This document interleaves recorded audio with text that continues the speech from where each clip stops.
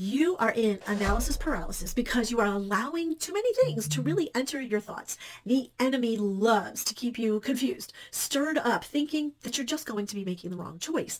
I know when there are so many good things that you could do for God through your business, how do you know which one is the one for you?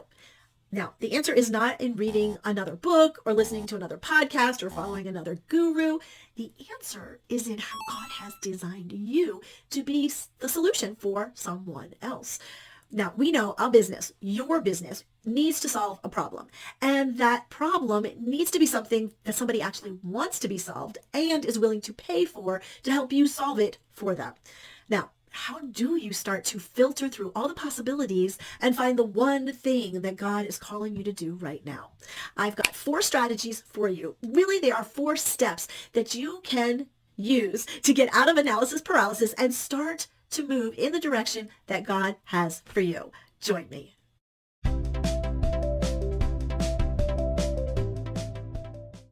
Hey there, wise woman. This is DeneenTB, your Christian business growth strategist and clarity coach, helping you to transition into the business that God is calling you so that you can make a bigger impact on those you want to serve and that God is calling you to serve. If this is your first time here, welcome. If you've been around for a while, hello. Make sure to like the video, subscribe to the channel, and ring that bell so that you don't miss any new videos. Okay, so here is the scenario. I was working with a client who was stuck in analysis paralysis. She had been trying to create a business for a while, and she had some low priced items and offers already that she was giving. But she knows that God is calling her to do more, and she really needs to decide which direction she should go. So we masterminded, talked out many different possibilities, but she still found it super difficult to really focus on or even choose one thing. So here's the other problem: stubbornness.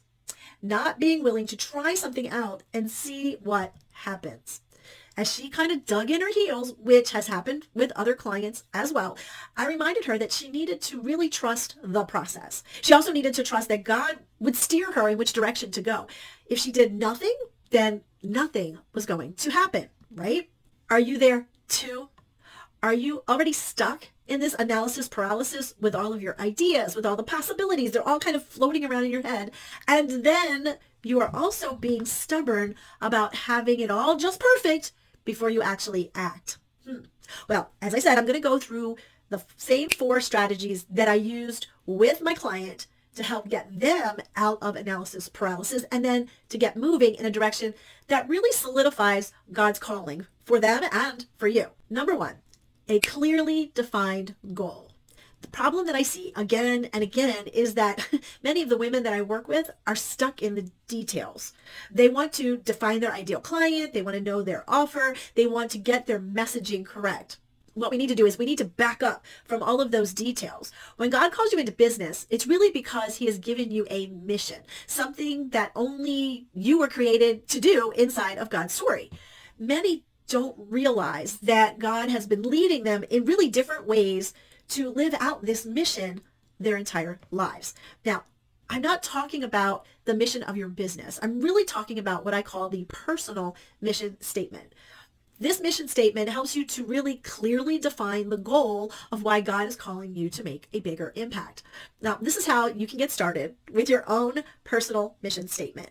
I want you to make 3 lists. Now, you can also use this. It's my clarity worksheet, and I'll put that link down in the description. But if you're going to be doing this along with me for right now, just make 3 lists. Start to list and write out all the things that you love to do.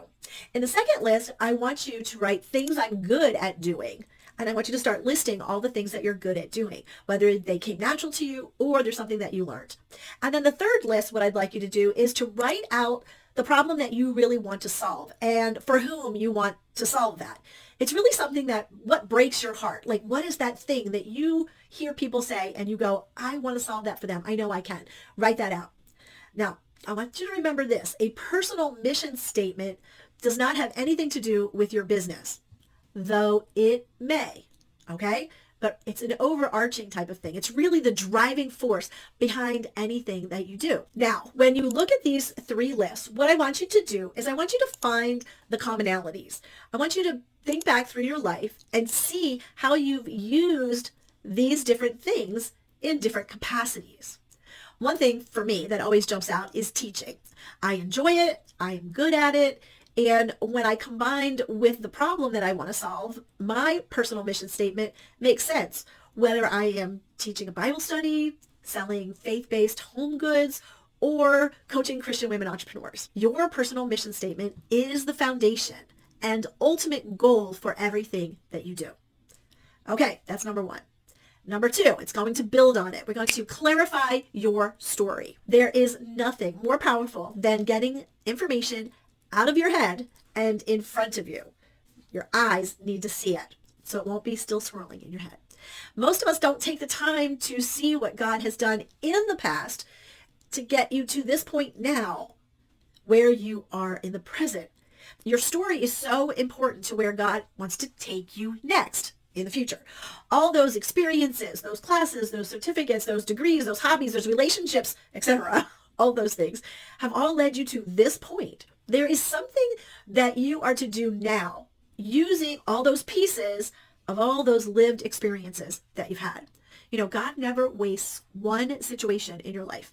Believe everything really did happen for a reason. So I want you to do this exercise. First, I want you to write out the different things that you have overcome in your life and how you overcame each of those things. How do we do that? Second, write out all the elements, all the pieces, all the steps in that process.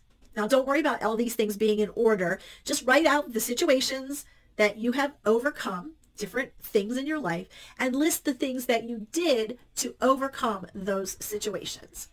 When I asked my client to do this, she actually came back with 10 different situations that she had overcome. Each had a detailed list of how she accomplished each one. Some of them had 4 steps, very quick. Others had 12 steps. One of them actually had 23 different steps in it. When you can write out all of these steps, you first see all the actions that it took to actually overcome that situation. You really understand how God gave you these experiences for a reason, to help someone else. These lists also become the basis for your eventual offering. That's an exciting thing to know. When you are stuck in analysis paralysis, having a tool like this to look at can give you a really new perspective to what God is asking you to do. It is the process of discovery, getting the clarity to have the confidence to move forward. Okay, number 3 is customize your research. Once you have this personal mission statement and the overcomer elements completed, it's now time to do the research. Armed with this information, you're now ready to choose one area of your overcomer list, as I call it, where you can begin to explore the possibilities. How? By talking to potential clients through interviews, surveys, groups, and forums. This is another area where that stubbornness rears its head for me. I can't tell you how many excuses I have heard about why I can't talk to people. Here's the bottom line. You can only do so much research with books and podcasts and videos in any selected area. It is only when you begin to talk to people about the problem they want solved will you really know, or can you really know, if it is right for you. When my client wrote out her 10 situations, I immediately could see where to start based on her personal mission statement. She had created a transformation in her own life that was, in my eyes, practically a miracle. That was where I encouraged her to start so that she could discover if that situation was something that others needed solved and to find out if she wanted to be the person to actually solve it. You know, you cannot create a customized offering without doing the type of research that lets you know for sure who it is that you want to serve and if you are the best person to serve them. You have to give them, as I say, what they want, not what you think they want. That's a big difference, right? This kind of research really is something that I wished that I had known when I had gotten started over 12 years ago. I would have landed where I am today a lot sooner, knowing what people wanted if I knew I could solve it for them. Okay, number 4, create valuable actions. So as you look over your own overcomer list and relate it to your personal mission statement, you have a choice to make. Where to begin? First, of course, start with prayer. Just because you're excited about something, you see it in front of you, it does not necessarily mean that it is from God. On the other hand, don't wait for some type of like supernatural sign before you start to act. Ask God for discernment about which area to start. Where does he want you to start? Write out a few questions about what you want to know from the person that you're going to talk to about the situation. Get ready to do the customized research that you want to do. I heard this method recently and immediately related it to the actions that you really need to do to get out of analysis paralysis. It is called ready, fire, aim. I didn't say that out of order. That you think. That's the way I want you to think of it. Ready, fire, aim. I know, it sounds like it's turned around. It's not. This is what you need to do. What it really does is it keeps you from staying in the aim position, right? You wanted me to say ready, aim, fire. Ready, fire, aim. So this is what it means. You are ready. You have your clear goal. That's your personal mission statement. You have clarified your story with the things that you have overcome. Now you need to fire. Fire at the first place you want to customize your research based on the information that you've collected, your prayer time with the Lord, and your prepared questions. You can then aim.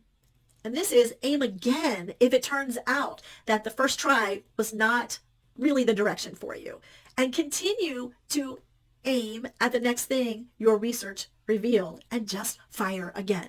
Fire again. So that fire, aim keeps going until you find exactly the right fit. Again, this leads to clarity. A plan for action will keep you out of the analysis paralysis because you will be gaining valuable information about how God wants you to serve and who he wants you to serve. You will know what your next step should be. Have you been stuck in analysis paralysis, trying to decide which direction to go next? These 4 strategies, these 4 steps are really just the beginning of what God wants to reveal to you about his design of you. I'm here to help. Let's have a clarity call and see what solutions that I have that may be right, that I know are right for you. That link is down in the description. You can make your appointment today.